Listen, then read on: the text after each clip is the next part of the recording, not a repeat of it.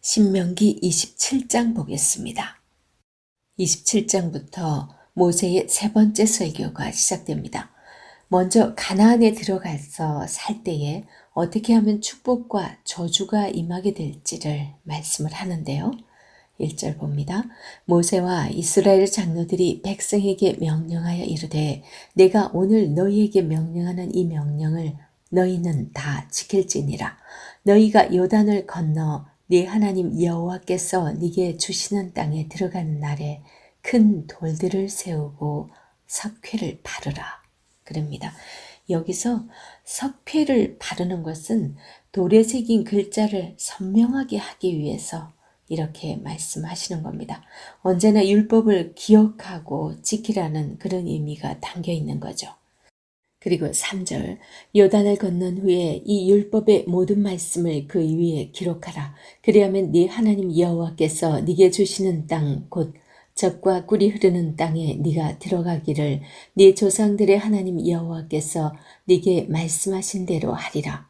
너희가 요단을 건너거든 내가 오늘 너희에게 명령하는 이 돌들을 에발산에 세우고 그 위에 석회를 바를 것이며 또 거기서 네 하나님 여호와를 위하여 제단 곧 돌단을 쌓되 그것에 쇠 연장을 대지 말지니라. 너는 다듬지 않은 돌로 네 하나님 여호와의 제단을 쌓고 그 위에 네 하나님 여호와께 번제를 드릴 것이며 이렇게 말씀하는데 여기서 다듬지 않은 돌로 왜 하필이면 하나님의 제단을 다듬지 않은 돌로 쌓으라고 말씀하셨을까요? 이것은 당시 가나안 사람들은 철을 사용하고 있었거든요. 그러니까 이스라엘 사람들이 가나안의 문화와 풍습을 그대로 받아들이고 그렇게 사는 것을 하나님께서 염려하신 거예요. 그리고 이스라엘의 12지파를 6지파씩 나누어서 한쪽은 축복하기 위해서 그리심산에 서도록 하고요. 또 한쪽은 저주하기 위해서 에발산에 세웁니다. 이게 이제 6지파 축복하기 위해서 세우는 그 사람들은 레아와 라헬 자손, 르벤 대신 이사갈을 여기다 넣었고요. 그리고 이 사람들 이제 그리심산에 그 다음에 또 한쪽 실바와 비라의 자손 이사갈 대신에 르우벤을 이렇게 바꿔가지고 이들은 저주하기 위하여 에발산에다 세웁니다.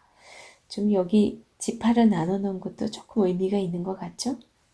그리고 여기서 이제 축복과 저주를 선포한 대로 여호수아서 8장에 모세의 말대로 축복과 저주를 위해서 6지파씩 나누어 섰던 것을 알게 됩니다. 그리고 레위 사람들이 이스라엘에게 큰 소리로 15절에서 25절에 걸쳐서 저주를 받게 되는 목록들을 쭉 나열을 합니다. 15절에서 25절 한번 읽어보시고요. 그리고 이렇게 선포한 말씀들을 하나님을 절대 잊지 않게 하기 위해서 돌로 된 비를 만들게 하고 말씀이 선포될 때마다 아멘 아멘 이렇게 화답하도록 합니다. 축복이든 저주든 반드시 그렇게 될 것이라고 선포하면서 그 고백이 하나님의 말씀임을 고백하는 그 선언을 하게 하는 거죠. 축복의 말씀보다 저주의 말씀이 더 많은데요.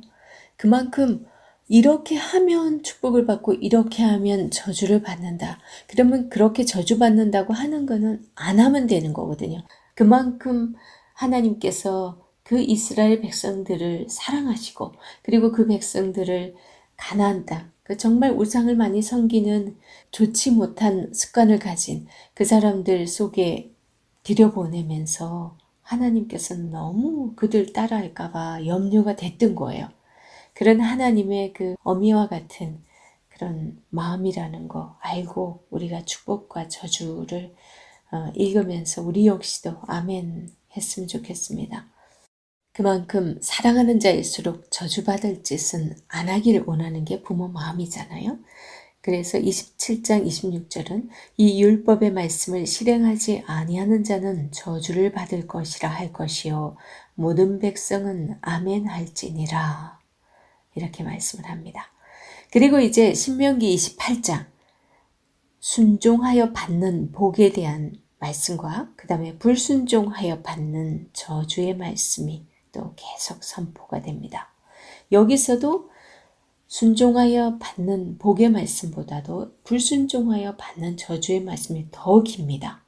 하지 말아야 될 게 더 많은 거죠. 28장 보겠습니다. 28장은 생명과 죽음의 길입니다.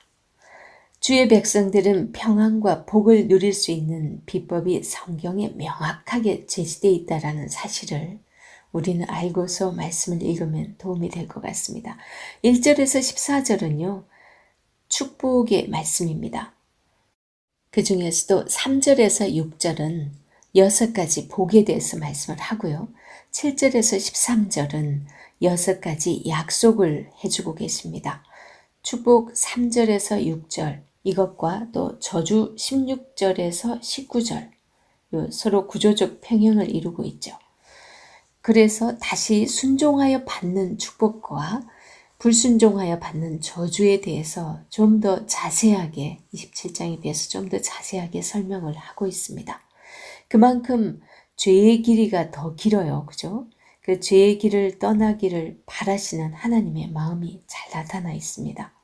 그런데 이런 말씀을 주시면서 그 선택권을 우리 사람들에게, 그 이스라엘 백성들에게 줍니다. 레위기 26장에서도 마찬가지입니다. 하나님은 자발적으로 순종하기를 원하셨던 거죠.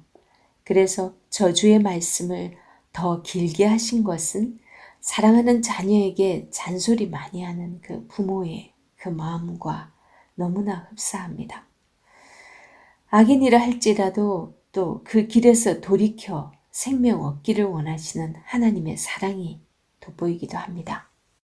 에스겔서 18장 23절을 보면요. 주 여호와의 말씀이니라. 내가 어찌 악인이 죽는 것을 조금인들 기뻐하랴.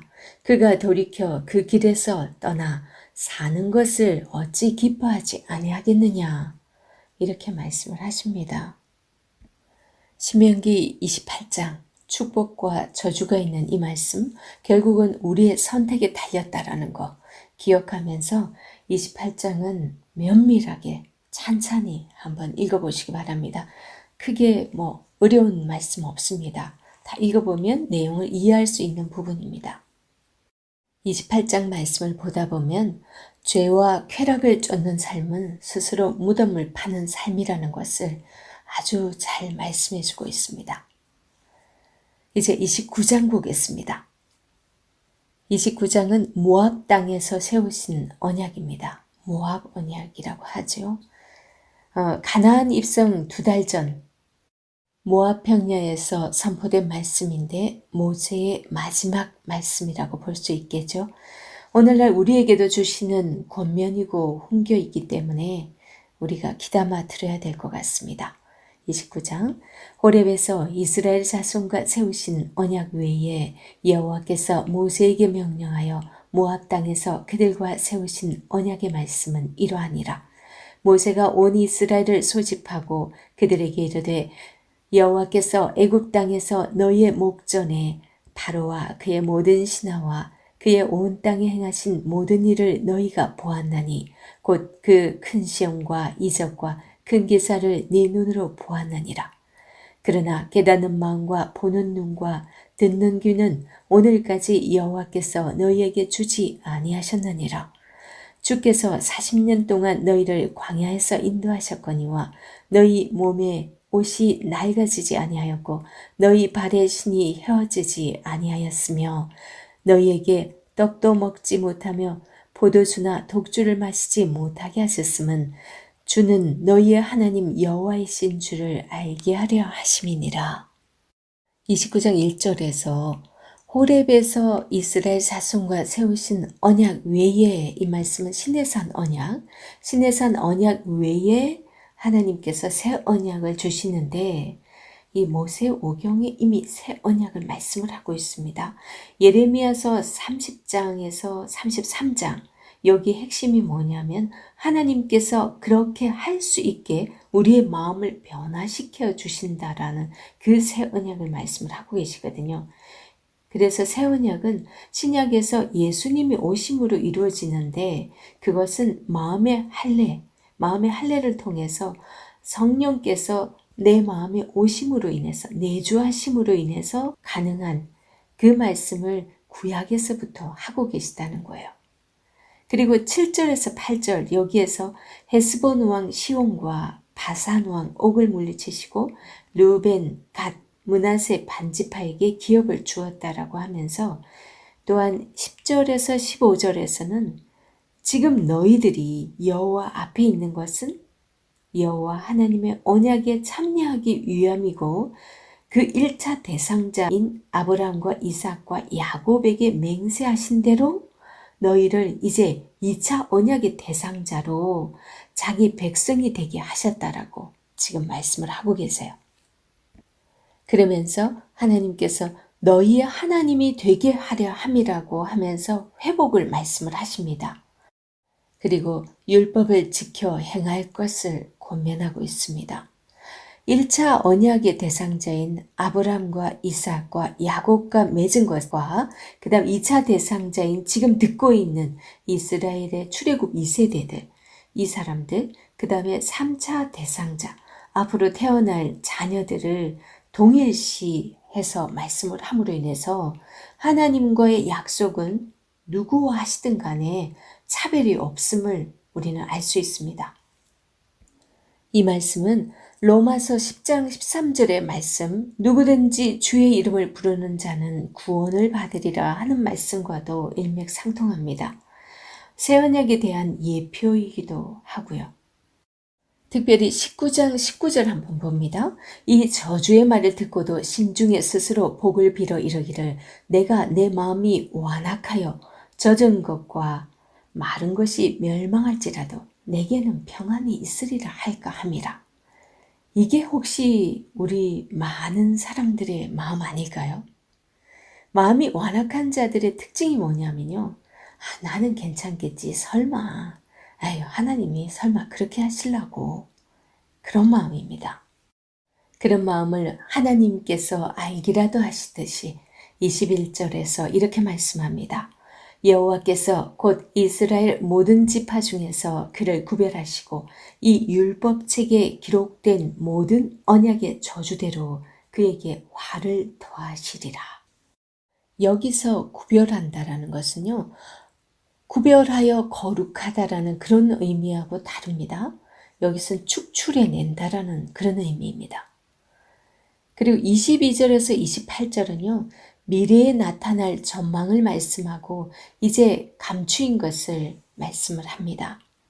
22절, 너희 뒤에 일어나는 너희의 자손과 멀리서 오는 객이 그 땅의 재앙과 여호와께서 그 땅에 유행시키시는 질병을 보며 그 온 땅이 유황이 되며 소금이 되며 또 불에 타서 심지도 못하며 결실함도 없으며 거기에는 아무 풀도 나지 아니함이 옛적에 여호와께서 진노와 격분으로 멸하신 소돔과 고모라와 아드마와 스보임과 무너짐과 같음을 보고 물을 것이요. 하나님께서 분명하게 심판하실 것을 이렇게 말씀을 합니다. 그리고 29절에 이렇게 말씀합니다. 감추어진 일은 우리 하나님 여호와께 속하였거니와 나타난 일은 영원히 우리와 우리 자손에게 속하였나니 이는 우리에게 이 율법의 모든 말씀을 행하게 하심이니라. 이 29절에 감추어진 일은요, 호렙에서 세운 시내산 언약 외에 모압에서 맺은 새 언약을 말씀을 합니다. 감추어진 일은 우리 하나님 여호와께 속하였다. 왜 그럴까요? 그 감추어진 일이라는 게 새 언약은 우리의 마음의 할례를 통해서 가능한 거잖아요. 그것은 앞으로 올 예수 그리스도를 통해서 십자가 사역을 다 이루시고 부활 승천하신 후에 이제 우리에게 보혜사 성령님을 보내주시잖아요. 그 성령님으로 인해서 하나님께서 주셨던 이 말씀들을 우리가 지킬 수 있도록 그분이 우리가 노력으로 되는 것이 아니라 성령께서 우리 안에 내주하시면서 하실 일이기 때문에 아직까지는 감추어진 일이라고 이렇게 말씀을 합니다. 그리고 그것이 하나님께 속했다라는 그 말씀은 성령은 하나님의 영이기 때문에 그 모든 것이 하나님께서 장차 장래에 하실 일과 그 역사 속에 드러날 일이기 때문에 아직까지는 이들에게 말씀하지 않았으니까 이렇게 말씀을 하고 있습니다. 그래서 이는 우리에게 이 율법의 모든 말씀을 행하게 하심이니라. 그분이 오셨을 때 그 감추어진 일이 드러날 때 그때야 이제 성령께서 우리 안에서 그 일을 행하시겠죠. 그렇게 하기 위해서는 성령을 보내시겠다라는 그런 의지가 여기 함께 숨어 있습니다. 30장 보겠습니다. 30장은 모세의 세 번째 설교의 결론과도 같은 말씀입니다. 율법에 대한 태도에 따라서 미래가 결정될 것임을 선포하고 있습니다. 복받는 길 이런 표제가 되어 있죠.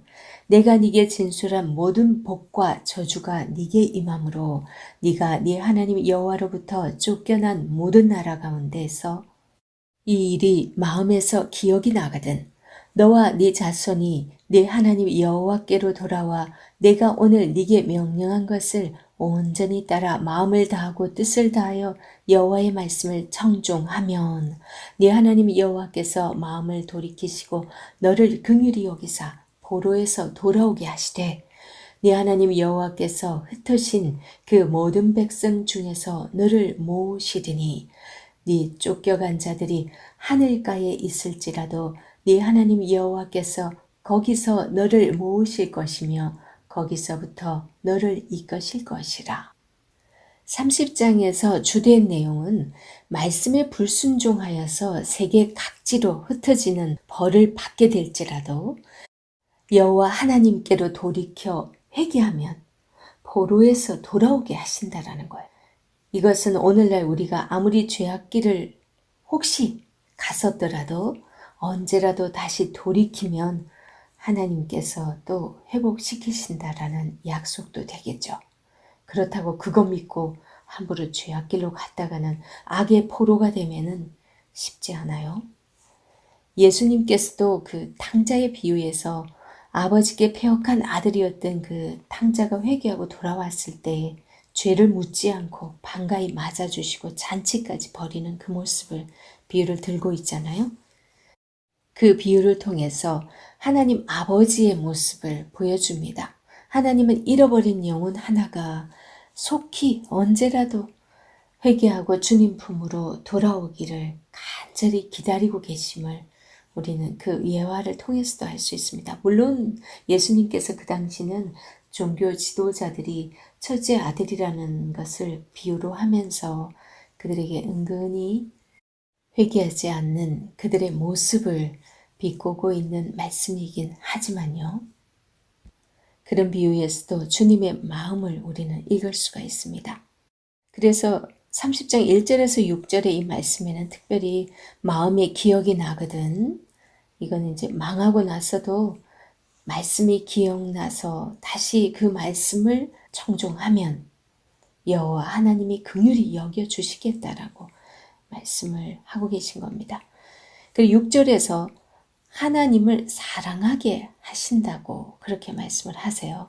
6절 보면 네 하나님 여호와께서 네 마음과 네 자손의 마음의 할례를 베푸사 여기서 마음의 할례를 말씀 벌써 하십니다. 너로 마음을 다하여 뜻을 다하여 네 하나님 여호와를 사랑하게 하사 너로 생명을 얻게 하실 것이며 그리고 4절에서 하늘가에 있을지라도 이것은 이제 하나님의 징벌을 당해서 지금 그 나라에서 쫓겨나서 이방 땅에 포로로 잡혀갔을지라도 하나님의 말씀을 깨닫고 다시 돌이키면 하나님께서 돌아오게 하시겠다는 겁니다. 가장 중요한 것은 회개입니다. 회개 없이는 절대로 하나님께로 돌아갈 수가 없습니다. 30장의 표제가 복받는 길이었잖아요.